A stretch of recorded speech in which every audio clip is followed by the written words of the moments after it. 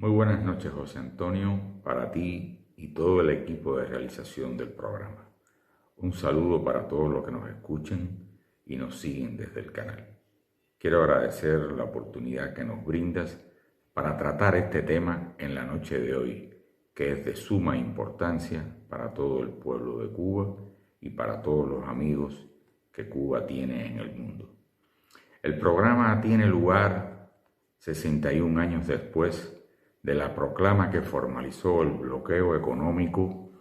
de los Estados Unidos contra Cuba un día 3 de febrero, pero del año 1962. En esa fecha, el presidente John Kennedy emitió la proclama 3477 que decretó el embargo total del comercio contra nuestro país al amparo de la sección 620 de la Ley de Asistencia Exterior. Se le confirió de esa forma un carácter oficial a las acciones económicas agresivas y unilaterales que se venían aplicando contra Cuba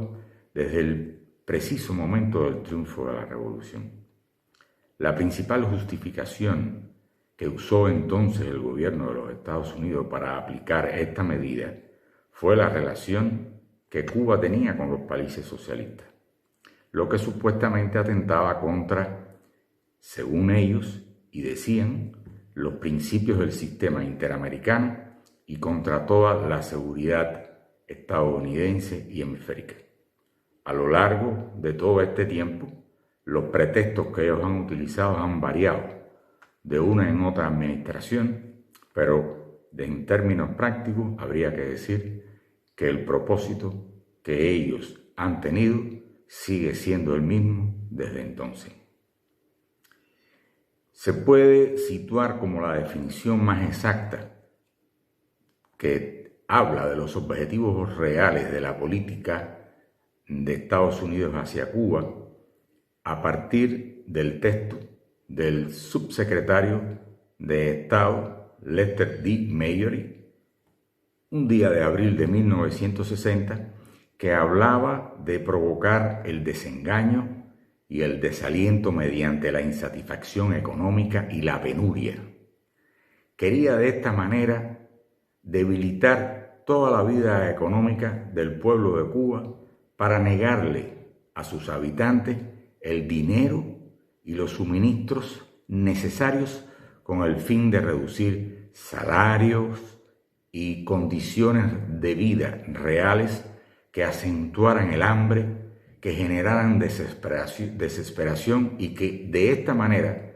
se pudiera alcanzar su objetivo de derrocar al legítimo gobierno de Cuba. Los daños acumulados en estas 6 décadas superan en números cuantificados hoy en los 144.000 millones de dólares. De todas formas, es una cifra que es muy difícil de precisar porque realmente cuando atiendes el costo real de la aplicación de esta política, podríamos estar hablando de números incluso superiores. En el contexto del enfrentamiento a la COVID-19, el reforzamiento del bloqueo llegó a límites insospechados de crueldad, al obstaculizar donaciones de solidaridad, tratar de entorpecer el desarrollo de las vacunas cubanas y de limitar también al propio tiempo las posibilidades de acceder a los medicamentos básicos y los insumos necesarios para nosotros poder tratar la enfermedad en Cuba. Durante la pandemia y a lo largo de estos 60 años, el bloqueo ha tenido un costo humanitario incalculable y varias generaciones de cubanos la hemos sentido en carne propia. Quiere decir que por más de 6 décadas, 6 o 7 generaciones de cubanos han nacido o han padecido los efectos de esta cruel política. Esta política de cerco económico actualmente concita un rechazo prácticamente unánime y universal de toda la comunidad internacional. Además del apoyo abrumador a la resolución que cada año aprueba la Asamblea General de Naciones Unidas, cuyo debate tuvo lugar recientemente en fecha de noviembre del año pasado, y que pone en evidencia los continuos reclamos y las acciones de denuncia de personas, de organizaciones y de instituciones en todo el mundo, incluso en los propios Estados Unidos, contra esta política. Habría que hablar de esta votación en los Estados Unidos que transcurre cada año, y en los últimos 30 años la Asamblea General de Naciones Unidas ha expresado su abrumador apoyo y solidaridad al pueblo y al gobierno de Cuba al apoyar la resolución cubana que pide el levantamiento de este cruel bloqueo impuesto por los Estados Unidos. Quiere decir que en noviembre, una vez más, la comunidad internacional expresó su más enérgica oposición a la promulgación e imposición de medidas coercitivas unilaterales que no están autorizadas por los órganos pertinentes de las Naciones Unidas y que son incompatibles con los principios del derecho internacional y de la Carta, dadas sus imposiciones extraterritoriales y su carácter ilegal. Los miembros de las Naciones Unidas hicieron un llamado al gobierno de los Estados Unidos para que ponga fin al bloqueo unilateral que mantiene ilegalmente contra Cuba en todo este tiempo. La comunidad internacional expresó su rechazo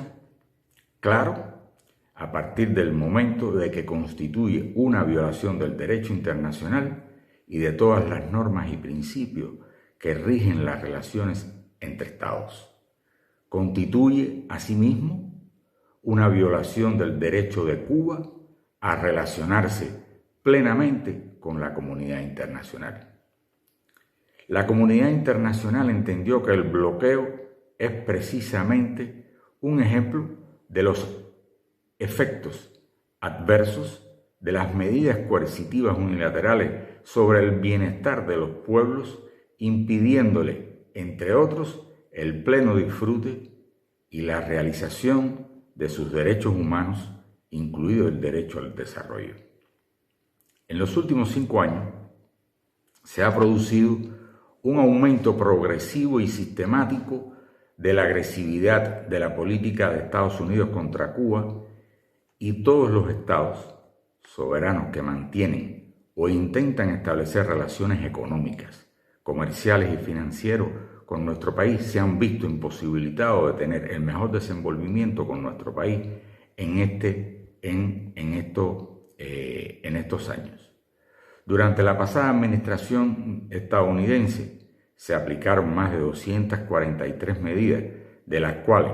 más de 50 solo fueron aplicadas en el año 2020, en momentos de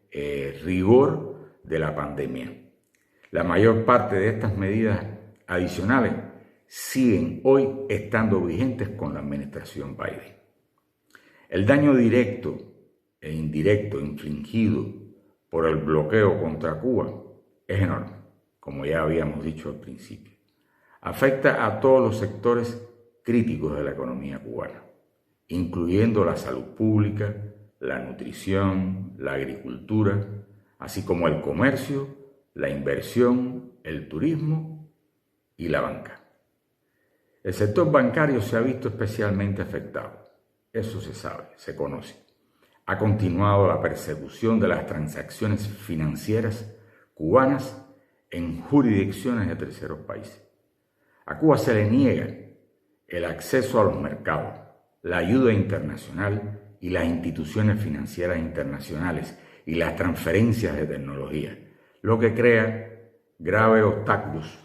al desarrollo socioeconómico de nuestro país. La continuación de esta política es totalmente injustificada y contrario a los continuos esfuerzos que hace Cuba por hacer realidad su desarrollo sostenible, incluyendo el logro de la Agenda de Desarrollo Sostenible de cara al año 2030. Por nuestra parte, nosotros hemos expresado nuestro rechazo al fortalecimiento de las medidas financieras adoptadas por el gobierno de los Estados Unidos para endurecer el bloqueo, que tiene un perjuicio económico para el pueblo cubano que asciende a cifras incalculables, como ya habíamos dicho. El fortalecimiento del bloqueo contra Cuba, adoptado por el gobierno de los Estados Unidos en junio de 2017, constituye un grave retroceso en el proceso de normalización de las relaciones bilaterales entre nuestros dos países. Como se conoce, por esta vez, el hecho de que 185 Estados miembros de las Naciones Unidas hayan votado a favor de la resolución de Cuba representa una expresión de unanimidad dentro de la comunidad internacional en la exigencia de poner fin a estos 61 años de bloqueo.